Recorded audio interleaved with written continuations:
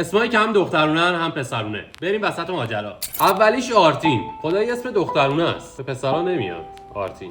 بعدی ایمانم باز به هر دوتا میاد، هم به دختر میاد هم به پسر میاد. بعدی تیام اسم پسرونه است، احساس کنم بیشتر به پسرا میاد. بعدی رها هم اسم خیلی ظریفیه، بیشتر دخترونه است اما خب پسرا هم میذارن، رها اعتمادی.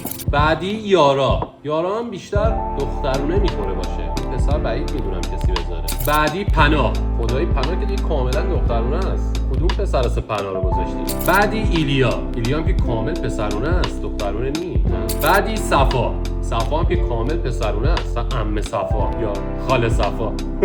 بعدی اشرت خدایی زنونه است، عمه اشرت بهش میاد ولی عمو اشرت خیلی کمتر میاد. بعدی عزت هم که قاعدتا یه اسم مردونه است، عزت خیلی دهم پر کنه. بعدی مونس خیلی دخترونه است، مونس دخترونه است، به پسر نمیاد. بعدی ساشا خیلی اسم قشنگیه ولی بعید میدونم کسی تو ایران اسمش ساشا باشه، خیلی هم قشنگه. بعدی شوکت یه اسم کاملا زنونه است، یعنی عمه شوکت، خاله شوکت اینا بهش میاد، عمو شوکت اصلا نمیشه، به نظرم نمیشه. مرسی از اینکه ویدیو رو لایک و کانال رو سابسکرایب